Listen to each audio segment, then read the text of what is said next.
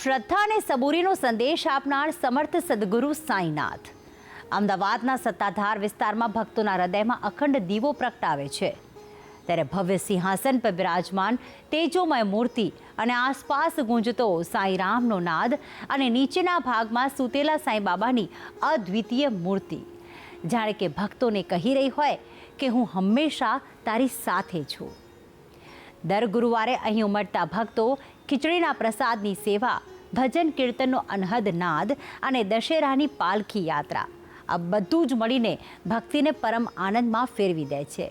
તો ચાલો કરીએ દર્શન આ પરમ પવિત્ર ધામના। મનુષ્યના જીવનને સાચી દિશા બતાવે છે ગુરુ, અને એવા સત્ય સ્વરૂપ ગુરુ જો કોઈ હોય તો તે છે સાંઈ બાબા। સાંઈ બાબા એટલે ગરીબોના મસીહા, ગરીબો સાથે રહેતા, તેમની સાથે જમતા, અને એટલું જ નહીં, દિન દુખિયાની સેવામાં હંમેશા કાર્યરત રહેતા। સત્તાધાર વિસ્તારમાં આવેલું છે સાંઈ બાબાનું પરમધામ। સાંઈ બાબાનું આ મંદિર ખૂબ જ સુંદર છે, જેની મૂર્તિ ખૂબ જ ભવ્ય અને આબેહૂબ તેજ પ્રકાશિત ભાસે છે। બાબાની મૂર્તને જોતા જ એવું લાગે છે કે સાંઈ બાબા હમણાં કંઈક કહેશે, આશીર્વાદ આપશે। સાંઈ બાબાને ભવ્ય સિંહાસન પર બિરાજમાન કરવામાં આવ્યા છે, ત્યારે તેમની આજુબાજુ શ્રદ્ધા અને સબૂરી પણ અંકિત કરવામાં આવ્યા છે, જેનાથી મંદિર ખૂબ જ અદ્ભુત લાગે છે। ત્યારે મંદિરની ઉપરની બાજુ સાંઈ બાબાની સાથે બિરાજી છે ગણપતિ, શંકર ભગવાન, વિષ્ણુ ભગવાન, શ્રી કૃષ્ણ અને હનુમાનજી। સાથે સાથે અલગ અલગ દેવીઓની છબી પણ રાખવામાં આવી છે, જેમ કે અંબેમાં, બહુચરમાં, કાળકામાં, ઉમિયામાં। મંદિર ખૂબ જ સારું છે। અહીંયાનો માહોલ ખૂબ જ સારો છે। દરેક ભગવાનનું અહીંયા શંકર ભગવાન છે, પછી સાંઈ બાબા છે, પછી નીચે હનુમાનજીનું દરેક દિવસે આવું છું અને ઘણીવાર મેં અહીંયા જોયું છે કે ગરીબ છોકરાઓને જમાડવાનું ને જે બધું આયોજન છે અહીંયા ખૂબ જ સારું છે। આ મંદિરનો મહિમા ખૂબ જ છે। આ મંદિરમાં તમે જે પણ માગો છો એ તમારી મનોકામના પૂર્ણ થાય છે। આ મંદિરની શ્રદ્ધા એટલી છે। આ મંદિરની ખાસિયત એ છે કે મંદિરના નીચેના ભાગમાં સૂતેલા સાંઈ બાબાની અદ્ભુત મૂર્તને સ્થાપિત કરવામાં આવી છે।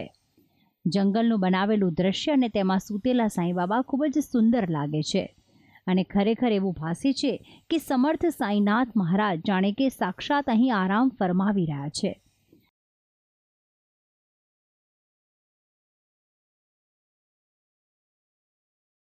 આવા સૂતેલા સાંઈ બાબાની મૂર્ત આ એક જ મંદિરમાં જોવા મળે છે। ત્યારે સૂતેલા સાંઈ બાબાની સામે પહાડમાં બિરાજમાન શંકર ભગવાન પણ છે, કે જ્યાં બેસીને લોકો ભજન ગાઈને ભક્તિમાં લીન બની જાય છે। અહીં આગળ મંદિર 2001ની અંદર બન્યું હતું, વસંત પંચમીના શુભ દિવસે। અહીંયા મંદિરની ખાસિયત અમારે ખાસ તો એ છે કે આખા ગુજરાતની અંદર આવું મંદિર ક્યાંય પણ નથી। એનું મૂળ કારણ કે અમારી જે એક આ મૂર્તિ છે એ ખૂબ પ્રાણ પ્રતિષ્ઠાપૂર્વક કરાયેલી મૂર્તિ છે। અહીં આગળ આવનાર તમામ ભક્તો પોતાની આસ્થા અને શ્રદ્ધા જે કંઈ પણ લઈને આવે છે તે બધું જ અહીં આગળ તેનું પૂર્ણ થતું હોય છે।